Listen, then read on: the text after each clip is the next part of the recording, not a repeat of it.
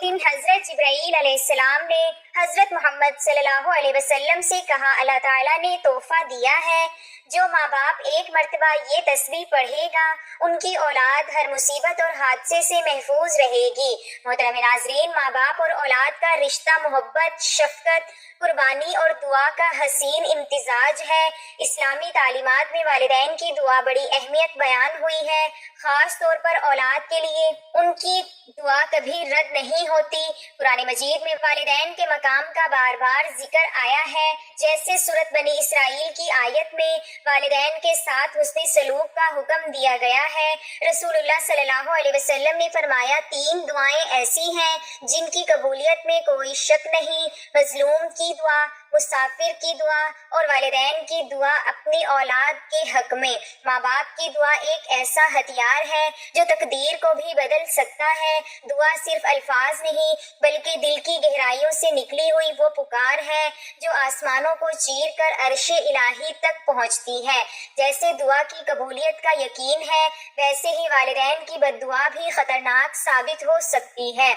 حدیث شریف میں ہے کہ اپنے آپ کو، اپنی اولاد کو، اپنے مال کو بد دعا نہ دو، کہیں ایسا نہ ہو کہ وہ وقت قبولیت کا ہو اور دعا قبول ہو جائے۔ حضرت موسیٰ علیہ السلام کی والدہ کی دعا نے کیسے ان کو فرعون سے محفوظ رکھا۔ مشہور بزرگوں جیسے امام بخاری رحمۃ اللہ علیہ اور امام شافعی رحمۃ اللہ علیہ کی کامیابی میں ماں کی دعاؤں کا کردار آج بھی بہت سے لوگ گواہی دیتے ہیں کہ وہ ماں باپ کی دعا سے ترقی کی راہ پر گامزن ہوئے۔ جدید دور میں نوجوان والدین سے دور ہوتے جا رہے ہیں، لیکن جو ان کے قریب ہیں وہ ان کی دعائیں لیتے ہیں۔ وہ دنیاوی اور دینی دونوں لحاظ سے کامیاب نظر آتے ہیں۔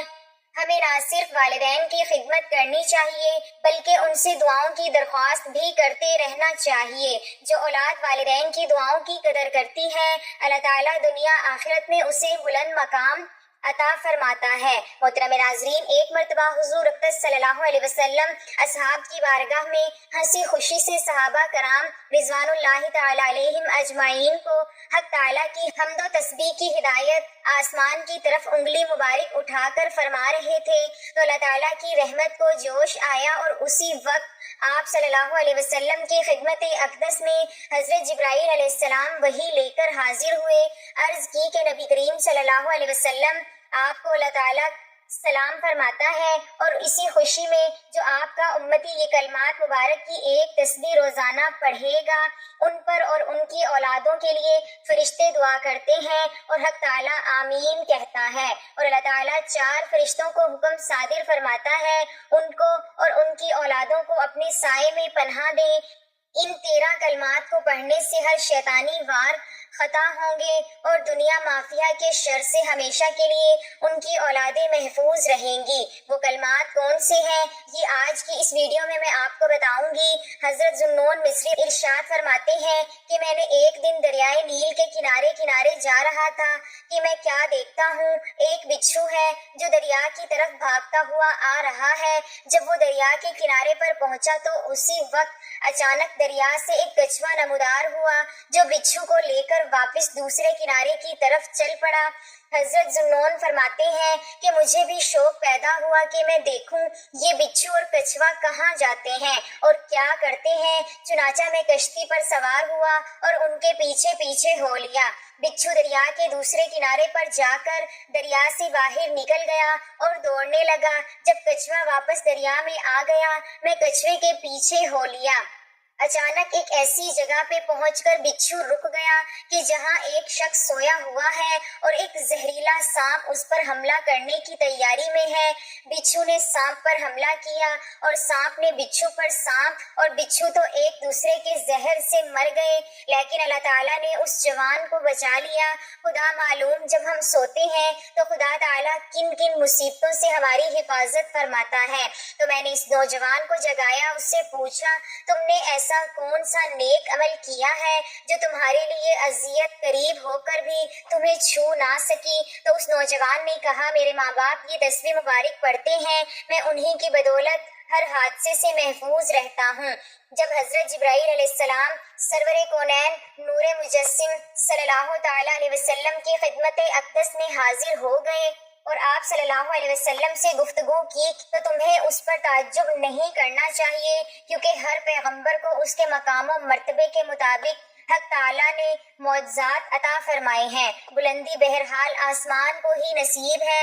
حضرت جبرائیل علیہ السلام نے عرض کی، یا رسول اللہ صلی اللہ علیہ وسلم، جس نے آپ کو اپنا مقصود بنا لیا وہ اس دنیا میں اور آخرت میں کامیاب ہو گیا، اور جس نے آپ صلی اللہ علیہ وسلم کی حمایت میں کوشش کی وہ بھی کامیاب ہو گیا۔ جس کی پکار و فریاد میں آپ صلی اللہ علیہ وسلم کی محبت موجن ہو وہی آپ کی محبت کے کپڑے زیب تن کرتا ہے، اور قیامت کے روز ان کی مغفرت آپ ہی کی شفاعت سے نصیب ہوگی۔ کسی غزوہ میں آپ صلی اللہ علیہ وسلم قضائے حاجت کے لیے تشریف لے گئے۔ حضرت اسامہ بن زید رضی اللہ تعالی عنہ آپ کے ساتھ تھے۔ آپ صلی اللہ علیہ وسلم نے انہیں حکم دیا کہ کھجوروں کے درختوں اور پتھروں کو میری طرف سے پیغام دے دو کہ وہ میرے لیے پردہ اور حفاظت بنے۔ حضرت اسامہ رضی اللہ تعالی عنہ کا کلام سنتے ہی درختوں نے اپنی اپنی جگہ سے چلنا شروع کر دیا اور پتھر بھی سرکنے لگے، حتیٰ کہ درخت اور پتھر ایسے جڑ گئے جیسے دیوار کی مانند ہو گئے۔ جب آپ صلی اللہ علیہ وسلم قضائے حاجت سے فارغ ہو گئے تو یہ سب آپ کے اشارے پر اپنی اپنی جگہ پر واپس چلے گئے۔ ایک مرتبہ ببول یا بیری کا درخت سلام کے لیے حاضر ہوا، آپ کا طواف کیا اور واپس اپنی جگہ چلا گیا۔ حضرت عبداللہ بن مسعود رضی اللہ تعالی عنہ سے ایک حدیث مروی ہے کہ جنات نے آپ صلی اللہ علیہ وسلم سے عرض کیا کہ آپ کے دعوے نبوت اور رسالت کی گواہی کون دیتا ہے؟ آپ صلی اللہ علیہ وسلم نے فرمایا، فلاں درخت۔ آپ کی بارگاہ میں وہ درخت جڑوں سمیت زمین چیرتا ہوا حاضر ہوا، اس کے چلنے سے آواز سنائی دے رہی تھی۔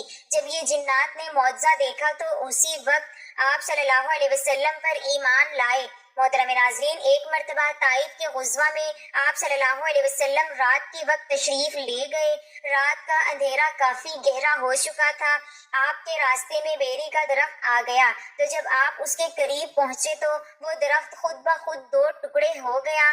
آپ کا راستہ صاف کر دیا۔ تھوڑا سفر اور طے کیا تو آپ صلی اللہ علیہ وسلم نے ایک وادی میں ایک درخت کی ٹہنی کو آواز دی۔ وہ آپ کے حکم کی تعمیل کرتی ہوئی زمین چیرتی ہوئی حاضر ہوئی۔ اللہ تعالیٰ کی قدرت سے جو دینے والا اور روکنے والا ہے وہ آپ کے پاس رکی رہی، پھر آپ نے اسے واپسی کا حکم دیا تو وہ چلی گئی۔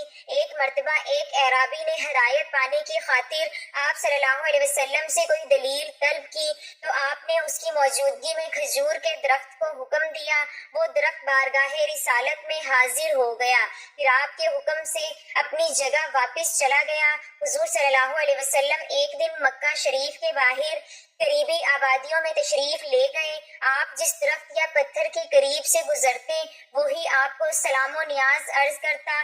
جب حضرت جبرائیل علیہ السلام آپ کی رسالت کے اعلان کا پیغام لے کر حاضر ہوئے تو وہ بھی جس راہ سے گزرتے درخت اور پتھر انہیں مبارکبادی دیتے اور سلام عرض کرتے۔ ان کی دعا پر مکانات اور ان کے دروازوں تک نے آمین کہا۔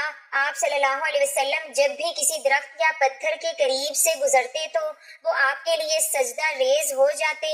آپ صلی اللہ علیہ وسلم نے بعض دیہاتیوں کو اسلام پیش فرمایا تو انہوں نے پوچھا، آپ کے سچا رسول ہونے کی گواہی کون دیتا ہے جس کو دیکھنے کے بعد ہم آپ کے اسلام میں داخل ہوں؟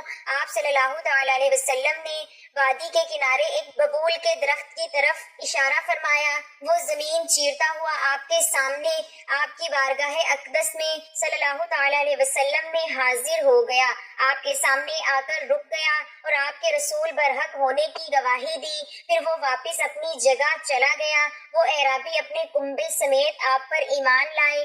ایک اور اعرابی نے آپ سے نشانی طلب کی تاکہ اس کے لیے سبب ہدایت بن جائے۔ آپ صلی اللہ علیہ وسلم نے اسے ایک درخت کے پاس جانے اور اسے جا کر آپ کی طرف سے پیغام پہنچانے کا حکم دیا۔ وہ گیا اور درخت کو جا کر آپ کا پیغام دیا۔ درخت فرمانے رسالت مانتے ہوئے زمین پھاڑتے ہوئے بارگاہ رسالت میں حاضر ہوا، سلام عرض کیا، پھر واپس اپنی جگہ چلا گیا۔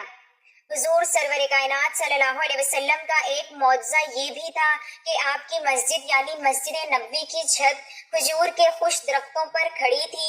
آپ صلی اللہ علیہ وسلم جب خطاب فرماتے تو ان میں سے ایک تنے کے ساتھ ٹیک لگا لیا کرتے تھے جو سب کا جانا پہچانا تھا۔ جب آپ صلی اللہ علیہ وسلم کے لیے لکڑی کا ممبر تیار کیا گیا، آپ اس پر تشریف فرما ہوئے اور خطبہ دینا شروع کیا تو سامعین محفل نے اس کھجور کے تنے سے رونے کی آواز کی مشابہ آواز سنی، حتیٰ کہ پوری مسجد اس کے رونے اور فریاد کرنے سے نظر اٹھی۔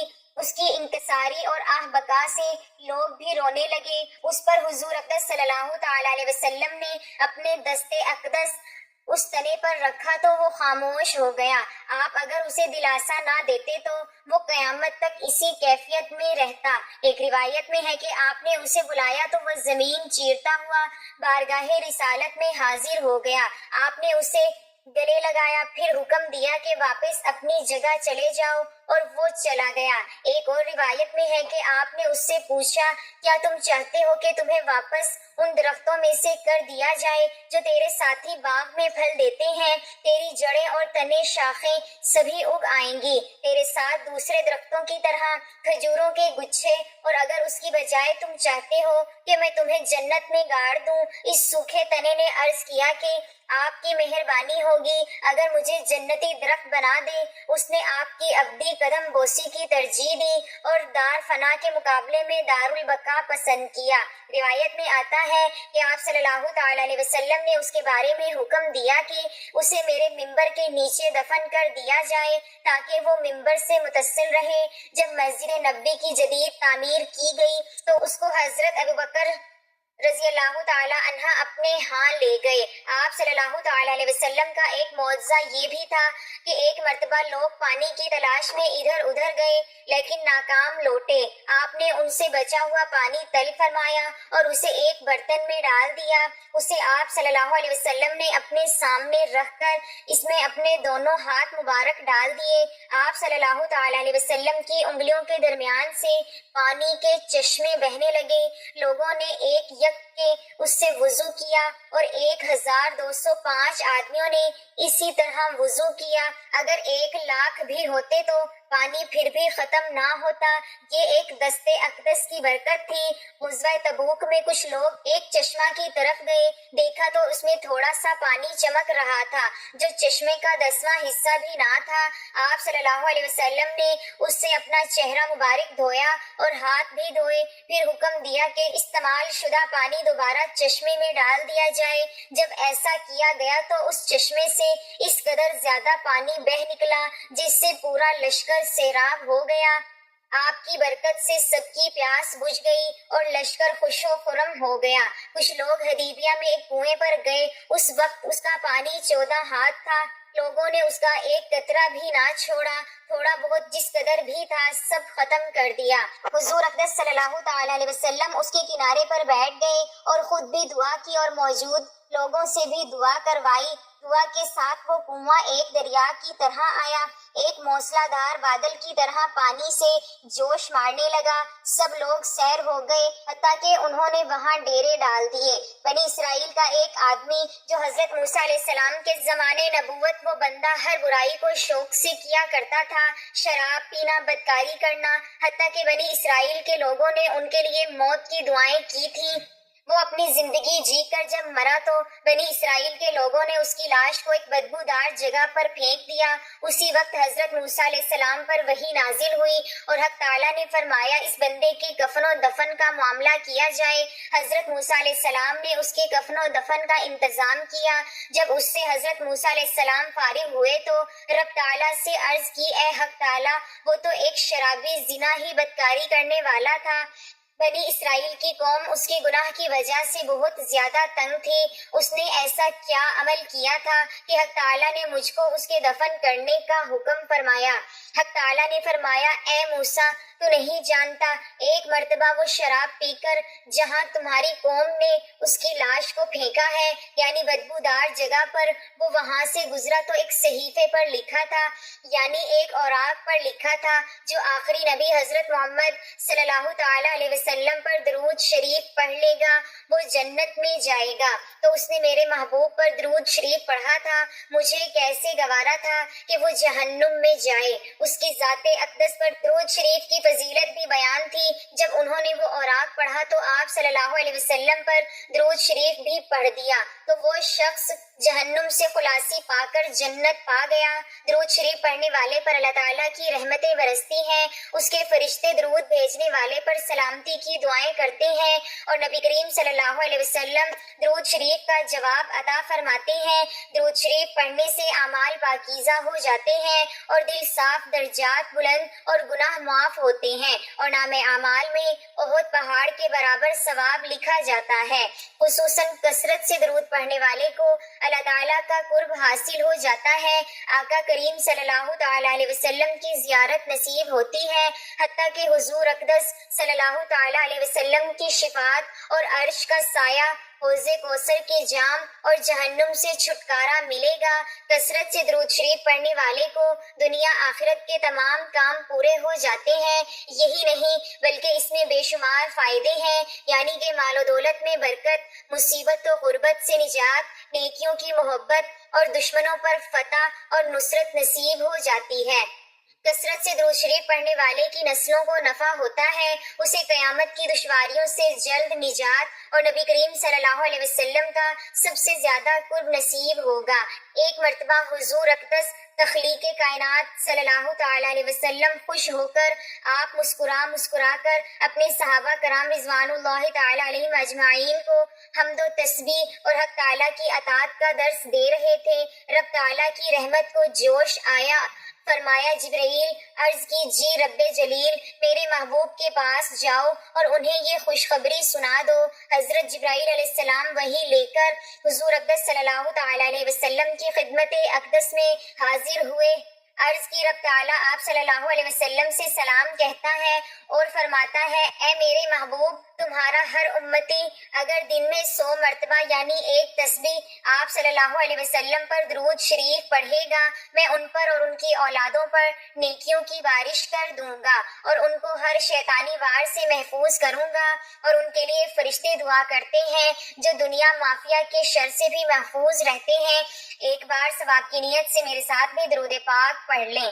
اللهم صل على محمد وعلى آل محمد كما صليت على إبراهيم وعلى آل إبراهيم إنك حميد مجيد اللهم بارك على محمد وعلى آل محمد كما باركت على إبراهيم وعلى آل إبراهيم إنك حميد مجيد۔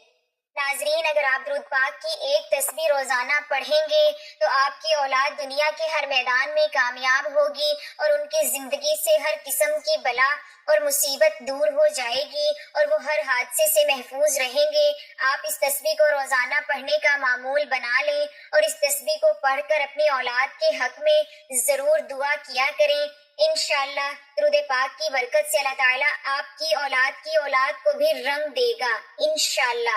ہم اللہ تعالیٰ سے دستے ادب دعا کرتے ہیں ہمیں آپ صلی اللہ علیہ وسلم پر درود شریف پڑھنے والا اور آپ صلی اللہ علیہ وسلم کے احکامات کی اطاعت کرنے والا بنا دے، آمین یا رب العالمین۔ میری اللہ تعالیٰ سے دعا ہے کہ اللہ تعالیٰ میرا سنانا اور آپ کا سننا اپنی پاک بارگاہ الہی میں قبول و منظور فرمائے، جو مانگا مقدر فرمائے، جو نہیں مانگ سکے بن مانگے عطا فرمائے، آمین ثم آمین۔ اللہ تعالیٰ ہم سب کا حامی و ناصر ہو۔ ناظرین، گزارش ہے کہ اللہ تعالیٰ کے 99 ناموں میں سے کوئی ایک نام لکھ کر کمنٹس میں ضرور شیئر کریں۔ اللہ تعالیٰ ہم سب کا حامی و ناصر ہو، آمین۔ جزاک اللہ۔